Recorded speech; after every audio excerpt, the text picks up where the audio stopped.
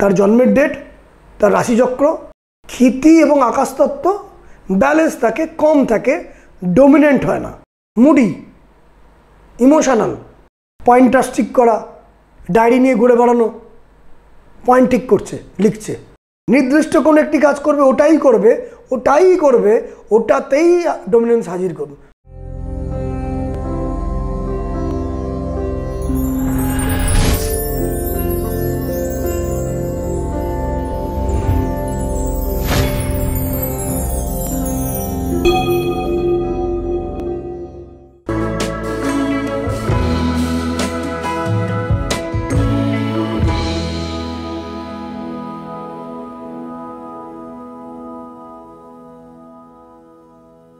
নমস্কার।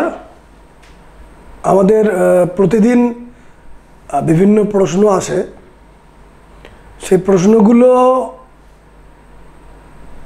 জনসমক্ষে কিছুটা আপনাদেরকে জানাচ্ছি, যার মাধ্যমে আপনারা কিছুটা বেনিফিটেড যাতে হতে পারেন। যে সমস্ত প্রশ্নগুলো আমাদেরকে করা হয়, ক্লায়েন্টরা এসে করেন, বা আপনাদের মনের মধ্যেও অনেকের প্রশ্ন থাকে, তার কিছু প্রশ্নের উত্তর আমি গত অনুষ্ঠানে দিয়েছি। আজকে যে প্রশ্নটা আসছে সেটা দেখুন। প্রশ্নটি হচ্ছে এরূপ যে কেরিয়ারে গ্রোথ আনার জন্য আমাদেরকে কি করা প্রয়োজন। প্রথমত, কেরিয়ারে গ্রোথ আসার জন্য প্রথম দরকার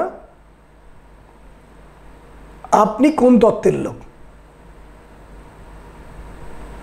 প্রধানত যেরকম বাস্তুতে, এই প্রকৃতিতে 5 ধরনের তত্ত্ব থাকে: ক্ষিতি, অপ, তেজ, মরুত এবং বোম। ক্ষিতি মানে আর্থ এনার্জি, অপ মানে জল, ওয়াটার, তেজ মানে ফায়ার, মরুত মানে বায়ু বা এয়ার, এবং বোম মানে আকাশ। এই পঞ্চতত্ত্ব আমাদের শরীরেও রয়েছে। এই 5টি আঙুল দেখুন, এখানেও 5খানা তত্ত্ব আছে।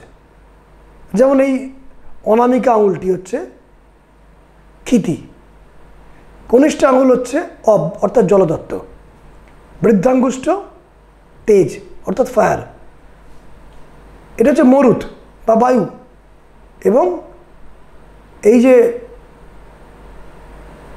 অংশটি মধ্যমা, এটি হচ্ছে বোম তত্ত্ব বা আকাশ তত্ত্ব। এই তত্ত্ব আমাদের শরীরের মধ্যে রয়েছে। একটি মানুষ কেরিয়ারে গ্রোথ তখনই পাবে সে যে কাজ করছে তার শরীর, তার চেহারা, তার জন্মের ডেট, তার রাশিচক্র প্রধান কোন দুটি তত্ত্বকে প্রাধান্য দিচ্ছে। আমাদের চারপাশে যে সমস্ত মানুষেরা থাকেন, আমরা প্রত্যেকেরই, এটা আমার পর্যবেক্ষণে আমি দেখেছি, 3টি তত্ত্ব ভীষণ মাত্রায় ডমিনেন্ট থাকে। একটা হচ্ছে বায়ুতত্ত্ব, বায়ুতত্ত্বের মানুষ; তেজ তত্ত্ব অর্থাৎ ফায়ার; এবং ওয়াটার তত্ত্ব। এই 3টে তত্ত্ব খুব বেশি করে থাকে। এবং ক্ষিতি এবং আকাশ তত্ত্ব ব্যালেন্স থাকে, কম থাকে, ডমিনেন্ট হয় না। থাকে, খুব যে থাকে তা নয়, কম থাকে। কিন্তু মানুষের মধ্যে ক্ষিতি, অপ, তেজ, মরুত, বোমের এই 3টে তত্ত্বের মধ্যে অগ্নিতত্ত্ব অর্থাৎ ফায়ার এনার্জি, জলতত্ত্ব অর্থাৎ ওয়াটার এনার্জি, এবং বায়ুতত্ত্ব অর্থাৎ এয়ার এনার্জি খুব বেশি করে থাকে। আপনাকে বোঝাই, যাদের আঙুলের এই নখগুলো খুব ছোট ছোট, চুলগুলো কখনোই কোঁকড়ানো নয়, স্ট্রেট চুল, ছিপছিপে গরম, লম্বা বলতে পারেন, পেটানো বডি, এবং পেটের অংশটা অনেকখানি বাইরে বেরিয়ে আছে এমন নয়, চুলগুলো স্ট্রেট, নখের আঙুলগুলো ছোট, এরা বায়ুতত্ত্বের মানুষ। যদিও আরও কিছু দেখতে হবে, সংক্ষেপে বোঝাই এরা বায়ুতত্ত্বের মানুষ। অগ্নিতত্ত্ব যে কারা, যাদের চোখটা পিঙ্গল বর্ণ, ডাইরেক্ট চোখের মণিটা কালো নয়, একটু পিঙ্গল, নাকটা অত্যন্ত টিকালো, অ্যাটিচিউডে একটু কোথাও ফিল করবেন ডমিনেটিং, টাফ অ্যাটিটিউড, প্রথমেই দুম করে কিছু কথা বলে দেন না, নাকটা টিকালো, চুল না ঢেউ খেলানো না স্ট্রেট, মিক্সিং, এবং হাতের যে নখটি অনেকখানি সরু মতন, মানে মোটা থ্যাবড়া টাইপের নয়, সরু, এবং আঙুলগুলো মোটা নয়, সরু সরু, নাকটা টিকালো। এরা ফায়ার ডোমিনেটিং। আর ওয়াটার হচ্ছে আঙুলগুলো মোটা মোটা, নখটা একটু থ্যাবড়া, চুলগুলো কোঁচকানো। এটা হচ্ছে ওয়াটার এনার্জি। ওয়াটার মানেই বুঝতে পারছেন ইমোশনাল হবেন, মানে যাদের চুল কোঁকড়ানো, আঙুল থ্যাবড়ানো মতন, একটু মোটা, নখটাও একটু থ্যাবড়ানো মতন, অনেকখানি এরিয়া জুড়ে রয়েছে। জল যেমন বিস্তৃত হয়ে যায়, কোনো জায়গায় জল ঢাললে বিস্তৃত হয়ে যায়, জল নদীতে বা সমুদ্রে ঢেউ খেলে, চুলেতেও ঢেউ খেলবে। এরা জলদত্ত, এরা ইমোশনাল, এরা ইমোশনের বেগে চলে। এদের কখন মুড ভালো, কখন মুড খারাপ, কখনো আপনাকে আনন্দে একদম মানে আহ্লাদে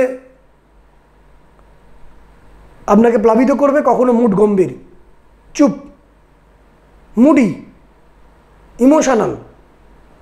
বায়ুতত্ত্বের লোকেরা বিভিন্ন জায়গায় ঘুরে বেড়ায়, নতুন নতুন লোকের সঙ্গে মিট করে, নতুন নতুন আইডিয়া তাদের কাছে আসে, নতুন নতুন পড়াশোনা করে, নানা বিষয়ে জ্ঞান রাখে। আর অগ্নিতত্ত্ব ডমিনেন্ট ফিগার, নাকটা টিকালো। তো যারা অ্যাডমিনিস্ট্রেটিভ জায়গায় কাজ করছেন, এদের ফায়ার এনার্জি দরকার, মানে ফায়ার অ্যান্ড এয়ার দরকার, মানে চুলটা স্ট্রেট হওয়া দরকার, নাকটা টিকালো দরকার, আঙুলগুলো সরু সরু হওয়া দরকার। এরা অ্যাডমিনিস্ট্রেটিভ। যেই বায়ুতত্ত্ব এসে গেল, বায়ু এবং বায়ুটা ডমিনেন্ট থাকছে, তখন তারা মার্কেটিংয়ের ওরিয়েন্টেড লোক, মানুষ, যাবতীয় মার্কেটিং, পয়েন্টার ঠিক করা, ডায়েরি নিয়ে ঘুরে বেড়ানো, পয়েন্ট ঠিক করছে, লিখছে, সব জায়গায় ডায়েরিতে লেখে, মোবাইলে কিছু না কিছু টাইপ করে, সব লিখে রাখে, নাহলে ভুলে যাবে, ভুলবো না। কারণ বায়ু যেমন এক জায়গায় স্টে করে না, বিভিন্ন জায়গায় ঘুরে বেড়ায়, এরাও বিভিন্ন জায়গায় ঘুরে বেড়ায়। এদের অনেক অনেক শখ আছে, শখ পূরণ করে, এরা বায়ুতত্ত্বের লোক। আবার ওয়াটার এনার্জি নির্দিষ্ট কোনো একটি কাজ করবে, ওটাই করবে, ওটাতেই ডমিনেন্স হাসিল করবে। এবার এরা যদি উল্টো পাল্টা কাজ করতে আরম্ভ করে, যেমন ধরুন কোনো অ্যাডমিনিস্ট্রেটিভ কাজ করছেন কি না জলতত্ত্বের লোক, যারা ওভার ইমোশনাল, মুডি মানুষ, যাদেরকে কিছু বললে গায়ে আঁচ লেগে যায়, চট করে দুঃখ পেয়ে যায়, তারা অ্যাডমিনিস্ট্রেটিভ কাজ করতে পারবেন না। বা তারা যদি মার্কেটিংয়ের কাজ দেওয়া হয়, অয়েলিং, বাটারিং, এই সমস্ত কাজ দেওয়া হয়, তারা করতে পারবেন না। আবার যারা ফায়ারের মানুষ, ডমিনেন্স পছন্দ করে, চট করে ডিসিশন নেয়, তাই যদি ওয়াটারের কাজকর্ম করতে বলা হয়, ক্রিয়েটিভ কাজকর্ম, আর্টিস্টিক কাজকর্ম, জনসেবামূলক কোনো কাজ, যেখানে ইমোশন আছে, সেন্টিমেন্ট আছে, ধর্মকর্মের কাজ, তারা সেভাবে করতে পারবেন না। কিন্তু হ্যাঁ, ফায়ার ওয়াটার করতে পারবে, কারণ দুটো ডমিনেন্স ভীষণ মাত্রায় প্রয়োজন। যখন কোনো মানুষ, ধরুন ডক্টর, যারা ডক্টর হন তাদের চেহারা থাকে কিন্তু mainly fire water, fire dominance, water থাকবে সঙ্গে, তারাও ইমোশনাল হন, কিন্তু তাদের মনের জোর প্রচুর থাকে।